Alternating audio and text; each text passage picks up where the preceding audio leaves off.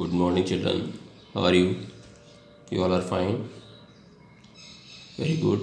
Yesterday we read about the moisture in the air. हवा में नमी के बारे में हमने रीड किया था. उसमें हमने पढ़ा था मॉइस्चर. इसके अलावा एवपोरेशन के बारे में हमने रीड किया. इसके साथ साथ हमने रीड किया कंडेंसेशन के बारे में. टाइप्स ऑफ कंडेंसेशन के बारे में रीड किया. क्लाउड्स, फॉग, ड्यू, फ्रॉस्ट वगैरह ये सब टाइप्स हैं कंडेंसेशन के. Then we will read about the evaporation and condensation compare. जो तुलना इसके बारे में की हुई है उसके बारे में रीड कर रहे हैं. They both can be compared. कैसे कंपेयर किया जा सकता है? Here first, evaporation is a process by which water change into vapour. On the other hand, condensation is a process by which water vapour present in the air changes into minute droplets of water. Evaporate जो कि process है जिसमें कि पानी change होता है vapours में. Vapours जानते हो, हल्की हल्की बूंदों में.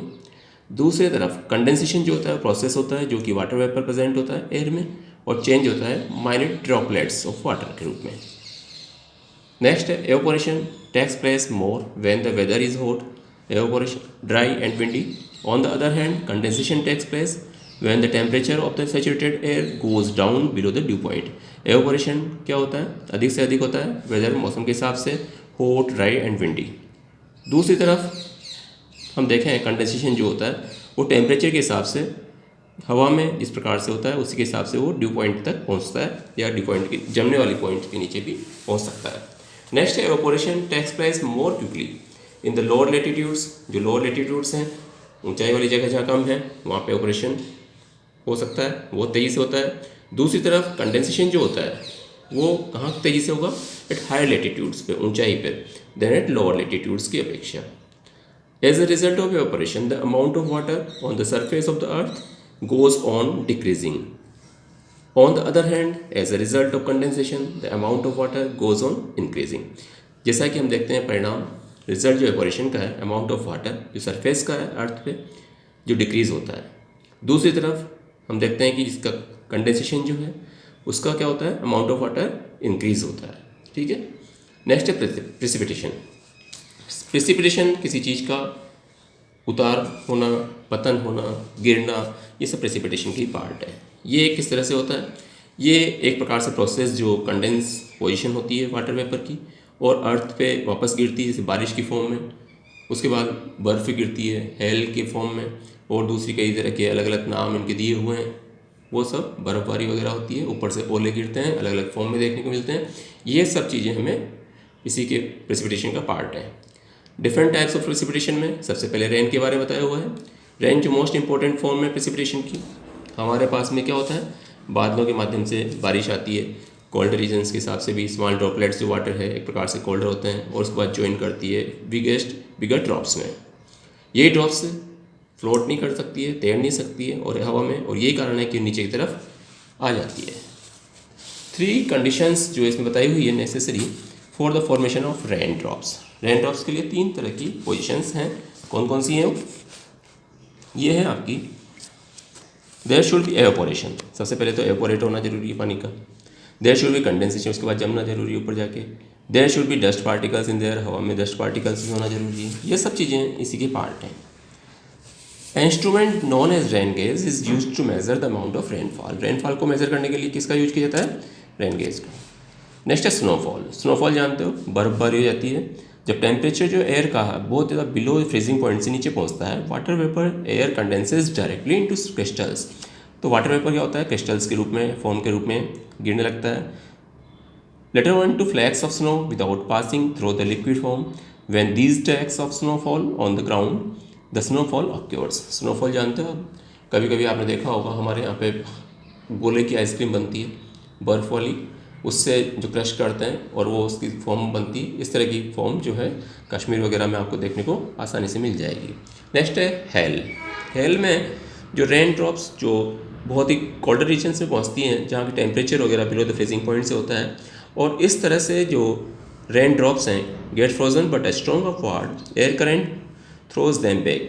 It may happen more than once till the weight of these frozen drops is more than the upward thrust of the air, and then they fall on the earth in the form of hailstones. They fall more often in summer than in winter hailstones can cause great damage to standing crops, animals and human beings. Hail ओले जिसको बोलते हैं अपन, वो hailstone का ही एक part है। यहाँ पे क्योंकि जब ऊपर से पत्थर की तरह की फॉर्म में गिरेंगे, कंकर भी जब गिरता है तो हमारे सर पे अगर कभी लगे तो बहुत ज़्यादा हमारे को नुकसान पहुँचा सकता है। यही कारण है कि कई पक्षी वगैरह मारे जाते हैं, कई एनिमल्स, क्रॉप्स वगैरह वो डैमेज हो जाती है, ख़त्म हो जाती है, नुकसान होती है। नेक्स्ट है टाइप्स ऑफ रेनफॉल। रेनफॉल के टाइप्स किस तरह के हैं उसके बारे में बताया हुआ है। सबसे पहले और दिखा रखा है इसमें रिलीफ रेनफॉल। रिलीफ रेनफॉल ये एक प्रकार से मोस्ट वाइड स्प्रेड फॉर्म है रेनफॉल की, जब moisture laden winds strike against the mountain ranges, they rise up, expand, cool down and bring heavy rainfall on the windward side. मतलब कि इसमें मॉइस्चर जो विंड्स में हवा में होते हैं और उसके बाद में माउंटेन रेंजेस वगैरह हैं ऊपर की तरफ बढ़ती हैं, एक्सपेंड होती हैं, कूल डाउन होती हैं और हैवी रेनफॉल वगैरह वहाँ विंडवार्ड साइड में देखने को मिलती है। इस तरह की रेंस जो हैं such rain by the uprising winds striking against the mountain is called the relief rainfall. पर्वतों के आसपास वाली जगहों से स्ट्राइक करती हैं तो ये रिलीफ रेनफॉल कहलाती हैं। Example, rain on the western Ghats of India और on the southern slopes of the Himalaya is relief rainfall. ये एक पार्ट है, ध्यान रखने वाली चीज़ है। जहाँ as winds cross over the other side, leeward side इसको कहा जाता है, they lose most of their moisture, उनकी नमी वगैरह बहुत खो दी जाती है, खत्म हो जाती है। While descending they become warm, और जब वो गर्म होती हैं dry, and hence there is less rain on the leeward side, और लीवार्ड साइड पे जहाँ बारिश वगैरह कम होने के चांसेस बनते हैं। रेनलेस एरिया, जहाँ पर बारिश नहीं होती, on the leeward side of mountain is called the rain shadow area. जिन जगहों पे कई बार आपने देखा होगा कुछ पार्ट में हम लोग जहाँ रहते हैं वहाँ भी कई जगह थोड़ी सी जगह में बारिश हो जाती है, हम 1 किलोमीटर 2 किलोमीटर दूर आगे जाके देखते हैं तो वहाँ बारिश नहीं होती, तो ये रेन शेडो एरिया कहलाता है। ठीक है, तो Deccan regions in India lies in the rain shadow area of the western Ghats. Western Ghats का जो डेक्कन एरियाज हैं हमारे यहाँ पे भी ऐसी कई बार घटनाएं घटती हैं, हम देखते हैं। उसके बाद windward and leeward sides compare. Windward और लीवार्ड साइड्स के बारे में, विंडवार्ड जो हवा की दिशा में हवा की तरफ बढ़ती हैं, लीवार्ड साइड जो नीचे की तरफ बढ़ती है। विंडवार्ड साइड जो कि साइड माउंटेन्स की है which face the rain bearing winds, जहाँ पर की बारिश की हवाएं वगैरह होती हैं। On the other hand the leeward side is that side of the mountain which is opposite to the windward side, जो कि जस्ट अपोजिट होती है विंडवार्ड साइड से। When the rain bearing winds climb the windward side of the mountain, they cool down and bring heavy rainfall. On the other hand, when they cross over to the other side, that is the leeward side, they have already lost much of their moisture.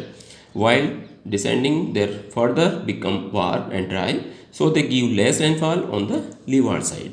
जब कभी rain bearing winds हैं ऊपर की तरफ बढ़ती हैं और mountains की तरफ वे ठंडी होती हैं और हैवी रेनफॉल वगैरह लाती हैं। दूसरी तरफ जो क्रॉस करती हैं दूसरी साइड में, जो लीवार्ड साइड जिसको कह सकते हैं, ये ऑलरेडी लॉस्ट होती है, इनकी मॉइस्चर्स वगैरह की कमी होती है। While descending they further become warm and dry, और इसी वजह से क्या होता है कई बार वार्म और ड्राई भी हो सकती हैं और ये लेस रेनफॉल के कारण बनती है, वो लीवार्ड साइड कहलाती है। On the other hand windward side the air ascends and become cool. On the other hand, on the leeward side, the air descends and gets warm. एक तरफ क्या होता है ठंडी हवाएं चलती हैं, ठंडी हो जाती है हवा की वजह से, दूसरी तरफ गर्म हवाएं चलती है तो गर्म हो जाती हैं हवा की वजह से। तो ये लीवार्ड साइड वाली जस्ट अपोजिट होती है विंडवार्ड से। वेस्टर्न स्लोप्स वगैरह वेस्टर्न घाट्स हैं और अधिक रेन वगैरह होती है, क्यों? Because they form the windward side. On the other hand the eastern slopes of the western Ghats get lesser rain because they form the leeward side, क्योंकि दूसरी तरफ हवाएं की या बारिश के चांसेस कम होते हैं क्योंकि वो जस्ट अपोजिट साइड में होती है। और ये जो ईस्टर्न स्लोप्स जो वेस्टर्न घाट्स के हैं ये यहाँ पे कम बारिश होने की चांसेस है क्योंकि ये कौन सी साइड होती है, लीवार्ड साइड के रूप में जानी जा सकती है। नेक्स्ट है कन्वेक्शनल रेनफॉल। इक्वेटोरियल रीजन जो एयर है बिकम्स हॉट। इक्वेटोरियल रीजन्स में क्या होती है, हवाएं गर्म होती हैं। It picks up a great deal of moisture and when it begins to rise produce is a convectional air current in the upper part of the atmosphere. It cools down.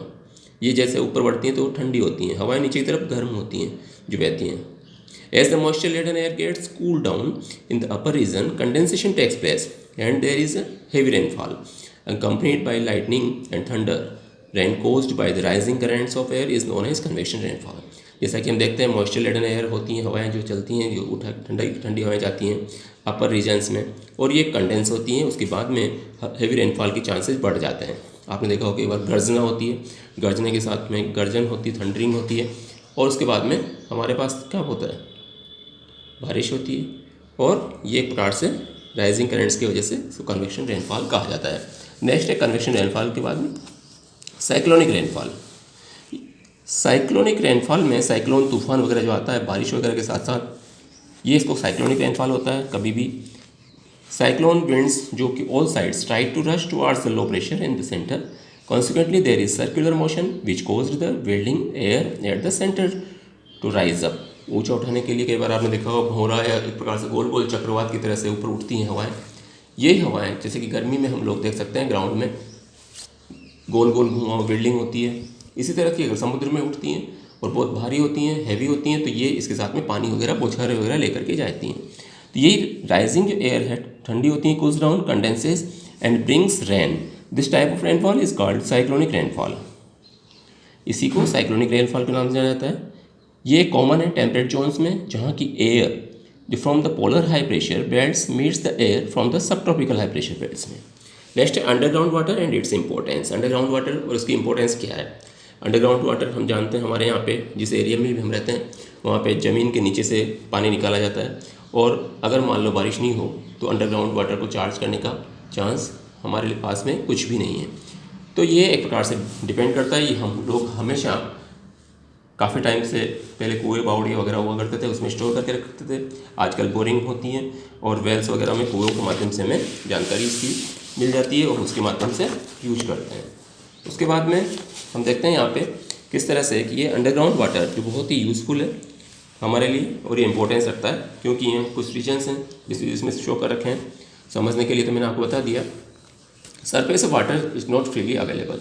Surface of water क्योंकि पूरी ऊपर की तरफ हमारे कहीं भी पानी नहीं मिलेगा, है ना। और यही कारण है कि यहाँ इसके चेंजेस होते रहते हैं अंडरग्राउंड वाटर से, और ये कुएँ वगैरह खोदे जाते हैं।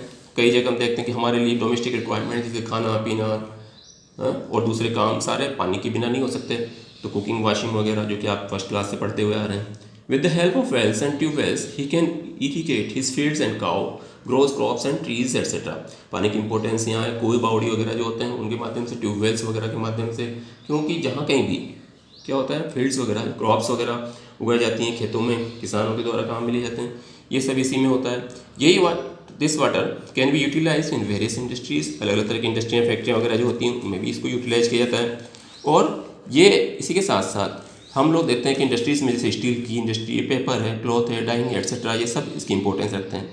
अंडरग्राउंड वाटर न केवल सब्जेक्ट है एवोपोरेशन के लिए, क्योंकि क्या है एक्चुअल में एवोपोरेशन जो होता है बाहर की तरफ से निकल के समुद्र के माध्यम से वो भी बनता है, लेकिन ये हमारे पास में पानी जो बाहर से शुद्ध आएगा वही हम यूज करते हैं।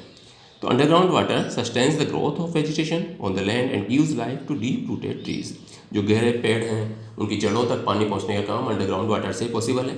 इसी के साथ साथ हम देखते हैं कि पानी की इंपॉर्टेंस है, अंडरग्राउंड वाटर की इंपॉर्टेंस उसी हिसाब से इंपॉर्टेंस हमारे लिए बहुत ज़रूरी है। सारे जो जीव लाइफ है वो सब क्या है, हरियाली है, वो सब इसी के ऊपर डिपेंड करती हैं। ये की टर्म्स भी आपको लर्न करने ध्यान रखने वाली बातें। Okay, now and find out the question answers also. Okay, bye.